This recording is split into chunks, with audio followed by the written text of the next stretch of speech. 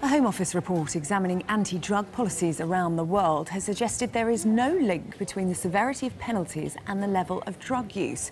The report has caused tension within the coalition, with Nick Clegg saying it shows the war on drugs isn't working. But Downing Street insists that decriminalisation would be reckless. So who's right? Do tough drug laws work? Let's ask Ed Boyd, Deputy Policy Director at the Centre for Social Justice, and Charlotte Bowyer, Head of Digital Policy at Adam Smith Institute. They're both in our central London studio for us this afternoon. Charlotte, I'll come to you first. Are these tough drug laws that we're using a complete failure?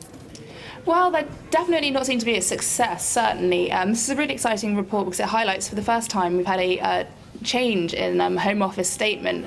For 40 years they've been saying that yes, we've got to have very strong drug laws to reduce drug usage, but this report has actually gone out and they've gone to 11 countries and they've shown that there is very, very little correlation between the severity of sentences and the drug use in that country, and that does suggest that having heavier punishments in the UK isn't necessarily like the best option and the best way to reduce drug use. Ed Boyd, the Home Office, this report saying that drug use isn't affected by the toughness of countries' enforcement on possession of substances, but it doesn't actually say what the right way forward is, does it? You're completely right, it doesn't. And one of the things that that's emerged this morning is the difference between what's kind of been spun by some politicians that the report says and what it actually says. And when you look at the report, you read the finer details, it says that we've looked at 13 countries, tough ones, ones who are less tough when it comes to drugs, and it's very difficult to get evidence about what is the best way forward.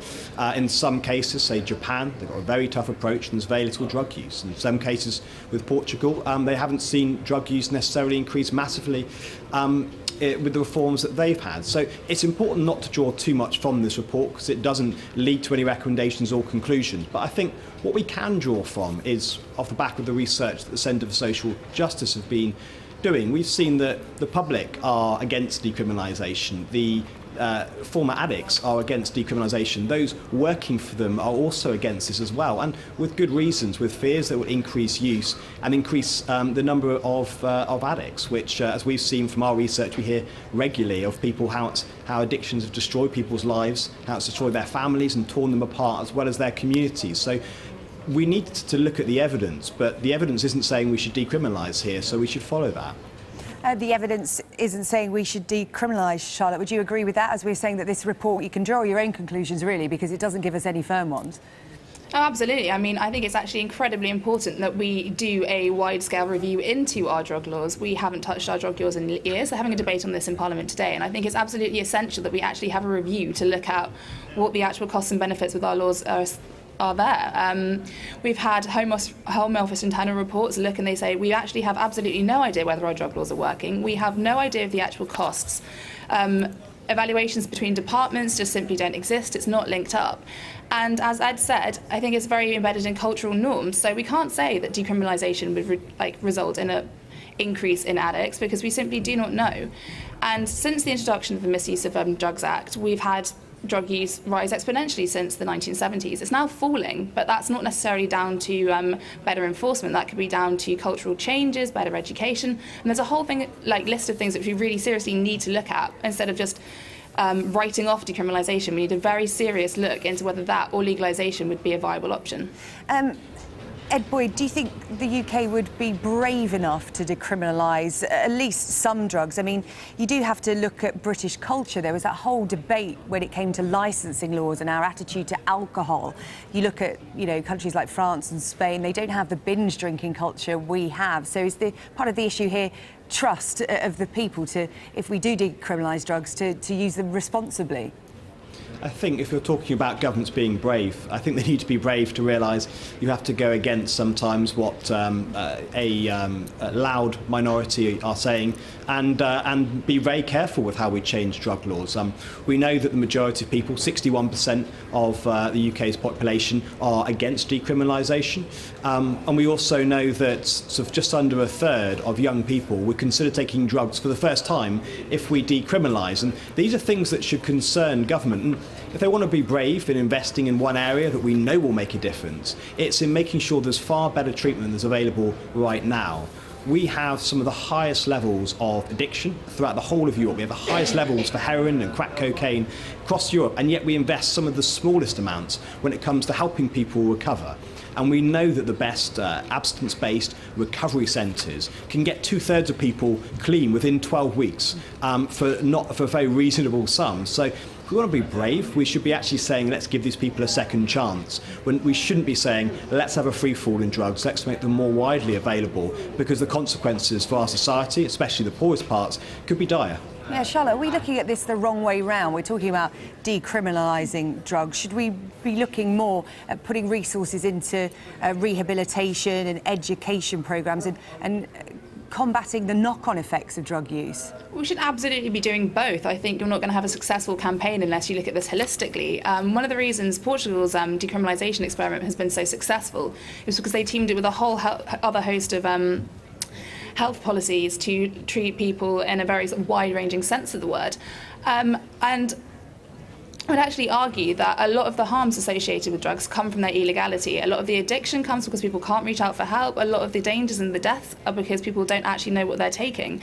And if you are decriminalising, you can team that in with education, testing kits, and much more sensible conversation, which I think would reduce overall harm and leave people more empowered and more informed to make the right choices. Ed, is that right? I mean, Charlotte, they used the example of Portugal, but this report also detailed the Czech Republic, which introduced similar measures as they did in Portugal, and that has some of the highest addiction rates in Europe.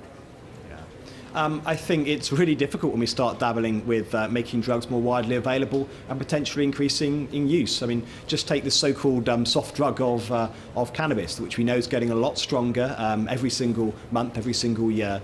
And we know that sort of around 9% of those who ever take it result in a dependence, which has significant mental health difficulties, and leading to double the chance that people will get psychotic orders.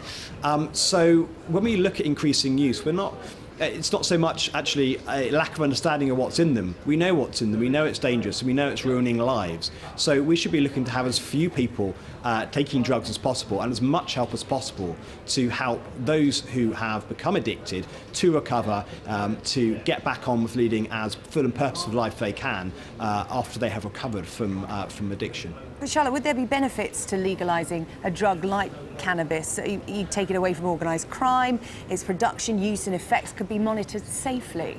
Absolutely. I mean, there are huge benefits from decriminalising cannabis. For a start, you would be taking cannabis out of the hands of criminals, and I think it's £6 billion worth is the value of the illegal market in the UK. That's for all drugs, but certainly cannabis is a significant chunk of that.